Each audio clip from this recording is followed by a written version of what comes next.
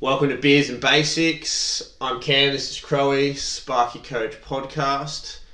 Beers and Basics without the beers this week because Crowie didn't bring the beers.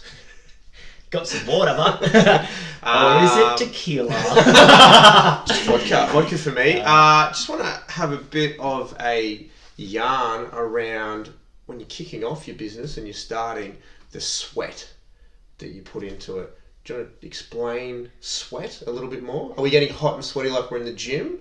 Or is it sounds like a Nelly song. It's getting hot in here. Yeah. Yeah. Cam's going to take his shirt off any second now. I'd be super stoked.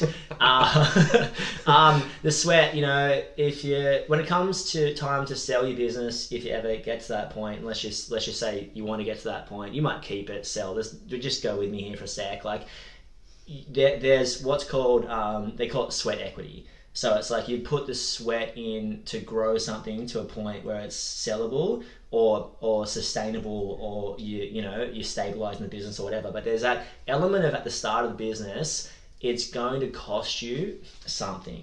It's going to cost you time. It's going to cost you energy. It's going to cost you effort. In other words, it's going to cost you some sweat. It's going to cost you some late nights. And there's, to some extent, just not much you can do about it. If you've got capital to start off with, yes, you can pay someone for that. Outsource some tasks. Yeah, but it might not be economically viable at the start of the business. The general sort of buy yourself rule of thumb is you're getting 24 out of 40 billable hours or something not too dissimilar to that. So if you take that 24 hours, you're pretty cooked when you look at the calculator income-wise. So you're putting sweat into it. You're sacrificing a little bit of money because you could earn more for someone else. But if you're listening to this podcast, you're probably unemployable. Look at myself. I think I'm unemployable. I just got my opinions of how I want to do it, and not from a skill set point. So let's be clear. Oh no, I'm talking from a skill set point. No, not from a skill set point. Good electrician. I'm a really good electrician. I'm capable with people, and I'm willing to put in the work to get the result. And I think most people listening to this podcast would have come to a point where you think, my boss is making heaps of money off me, or I'm heaps good. You think you're the world's best third year apprentice, and you look at the tradie and be like, I'm better than this guy, girl, whatever. The other guy might as well be a plant, with no arms. And then you have this sort of, I don't think it's even that bad a thing. It might even be ego. It might be confidence. It might be a combination of the two. But I think if it's on your heart to start a business and it's in your blood almost, you got to grip it and rip it, and you just got to get it done. And there's certain, I think if you've got an expectation of mojitos in Mexico in the first couple of years, you might want to maybe set the bar too high. You might want to, rein that in. You might want to rein it in to knee pads and insulation. Covered in plaster dust. Yeah. You might want to rein it into early mornings, late nights. Yeah. And there's nothing wrong with that because you're getting established. And I think all these, it's great to have dreams and aspirations. And if you don't have the capital, if you don't have some money at the start to pay for that, most people don't have money in the bank for a couple of years. That's all good. When you get the money in the bank, you can, and I get it, like you can buy your time back. I fully understand that. Like you can pay for someone to do the job for you, but if the money's not there, that money has to come out of... It has to be economically viable. It's got to be economically viable, right? So you're going to have to put in the early mornings, late nights, and I think you've got to be okay with that. Yeah. And it means you've got to do everything.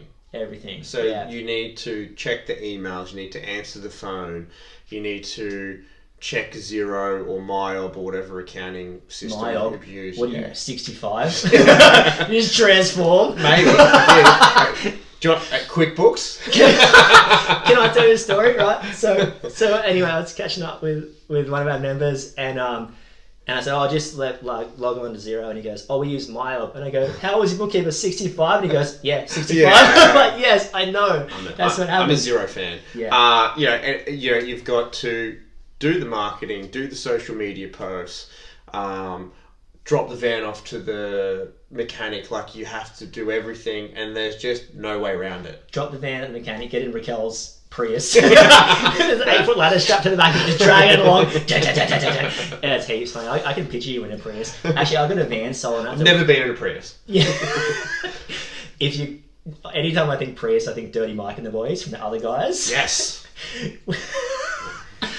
Oh, I love that movie. Anyway, I remember getting a van stolen and having to work out of a station wagon, and I'm a big believer. Never trust a Falcon or Commodore? tradie. I mean, I'm not a car guy, so I actually don't know. I'm not sure. I don't notice that stuff. Always big on detail. The devil is in the detail. So out of a station wagon? Yeah. With roof racks, or did you just like direct stick it? Or did you have like the foamies for the surfboard on there? No, the 6 foot ladder was just poking into my back. Like, Driving like this. It was a low point in my life. I've had 2 vans that stolen. must be You so had a frustrating. van stolen as well. Stolen, yeah. That's a whole other topic of conversation. Yeah, I just want to highlight this because I know we spoke since you got your van stolen. If you're out there and you stole Cam's van, we want it back. No, we found it. We found it. It just wasn't usable anymore. Was it? I think Dirty Mike and the boys took it up shit. Honestly, it was like, so my van's are stickered, like sides and back. Full decals gone. Hubcaps painted. The wheels, were painted black or something to completely. It was all the ladder racks gone, so like it looked nothing like the van that left the street in Broadbeach at whatever time it was on a November evening. Yeah, mine actually 2021. Mine actually got stolen both. Mine actually got stolen both around Christmas, at the 20th ish, and someone actually broke into our unit at the time and took my keys. They missed the envelope on the ground. Oh, with the cash. Hectic. Hectic. Miss the envelope. But they left the station wagon. That was really kind of them. They did leave the station wagon. Actually it was my friend's station wagon I borrowed. So nice guy to have spare cars around there. So anyway, tracking, because I know you track your cars. Yeah, we like cars are tracked. Because I know most people go, I don't want to track the guys and girls because I feel like a control freak, but you know, all good until your van gets stolen. Yeah. You need to know where your car is. 100%. Yeah, definitely. So yeah, the sweat at the stage of business, you got to do some ungodly things at some ungodly times, and that's okay. And it's just interesting to note that when you're still part on tools, you might have the best, and even in the office to some extent, you might have the best intentions for your Friday. I'm going to do that quote on a Friday. I'm going to do that. Friday is my schedule day for next week, or my invoicing day, or whatever. But the reality is, if that roughing has to get done, or that job goes over on Thursday, or you've got to get that quote out from the office, that's going to be your priority. So it's like, I'm a big believer at the start of business, and I was fortunate enough to start my business with no kids. So that was, lucky. I was not. You were not? No. Yes. You had one. So we've got different stories. You had one? Yeah. Sleeper? No. Oh yeah, but I slept. You slept, yeah, on the lounge. So it's like, I was fortunate enough to do that. So your kids throw a different dynamic into it. But I'm a big believer that you've got to have business before kids. You've got to have, if you're listening to this with kids, your life is over. No. There's ways around it. We can help. But you've got to have that spillover time. So there's certain non-negotiables every single week. Invoices go out, quotes go out, variations get talked about, and invoice and conversations don't get walked past. And if you miss that, there has to be a spillover time. And if you miss that, let me just preface that. At the early stages of business, you are going to miss that. That's just going to happen. And so you need a spillover time. And a spillover time could be Sunday night, Thursday night, Tuesday morning, Saturday morning. If you're an early morning, are you a morning? You're a morning guy. Morning. You're like a 4 a.m. watch the Ashes kind of guy. Yeah. Yes. That's not work, but still you're up. No, I'm up. I'm on the... You're up and down. No, sometimes I get up early. I enjoy it. Yeah. So if you're a morning person, do the morning. If you're a night person, do the night. If you're a Sunday night person, do the Sunday night. There was a stage of business where I just couldn't get out of doing work on Sunday nights. I was uninterrupted at that point, unless you had a barbecue on or some kind of nice activity with friends and family. But it really set me up for Monday, and I'm cool with that because you're working towards the cause, right? Yeah. The mission is fixed. We want our time. We want our money back. That's what we want. But the method to get there, you have to be adaptable and flexible and change with the times. And, what you have to do with no staff members or 1 or 2 staff members, that's why we run our sessions at 9:30, 10:30 and 7 p.m. Yes. Because, there's a time of your business where 9:30 is a great time. There's a time of your business where 9:30 is an evil time. And you've got to get to the 7 o'clock session because you can't get to the 9:30 because you're under a house. Yep. And that's cool. So stuck in a ceiling. Yeah. With beautiful, cool and cozy. Taking some roof tiles off. Yeah. Big roof tile off guy. Yeah. Get some air in there. Yeah. Even lift the collarbone sheets too. I used to do that. Really? Yeah. If there was if we're going to be in the roof for a long time, just take a few out. Bit of conduit up there, just lets the breeze go through and gives you natural light. Obviously, it's a lot harder now because there's so much sarking and insulation fixed to the ceilings that you can't. Just stand enough out and throw it in the bin. Yeah. Sweet, Yeah. Kidding if you're listening to this.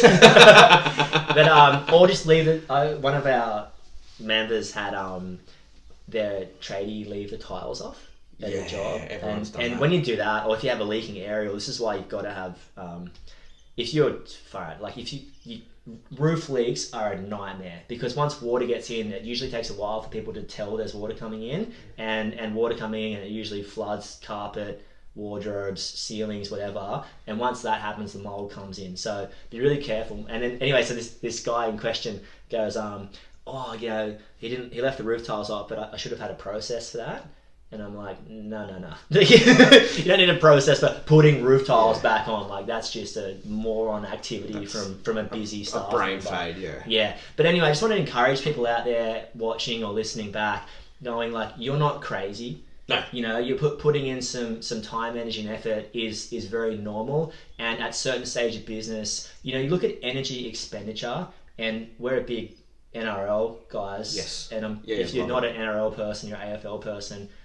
I still like you. I just don't know who team to follow or the general rules about your game. I can help you. Yeah, you can help you. Yes. Yeah. So you look at, say, Cam Munster in game 1, right? Super quiet, and then just expends his energy at the right time, and they win the game. Like it's like you've got to know when to push yourself and when to pull yourself back. And at certain stages of business, are going to require more time, energy, and effort. And certain times you can pull yourself back a little bit. And you have to know that. Elite athletes do that. No one can go 100 miles an hour full time, 5 days a week, 6 days a week. And that's what we sort of help you with. And the spreadsheet that I've got, which I feel like is my third child.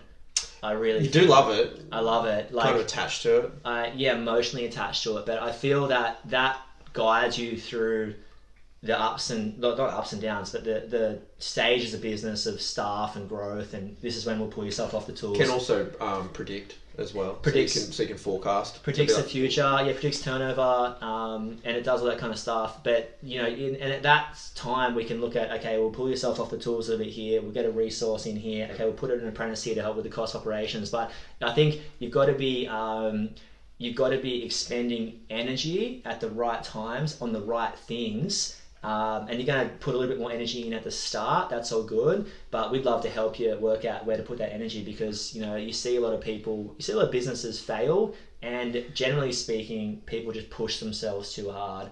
And if you think you don't have a limit, you've got a limit. Everyone's got a limit. Everyone's got a limit, and your family members have a limit too. So it's about working that out, and then working out what hand you've been dealt, and what hand you've been dealt comes into what clients you've got.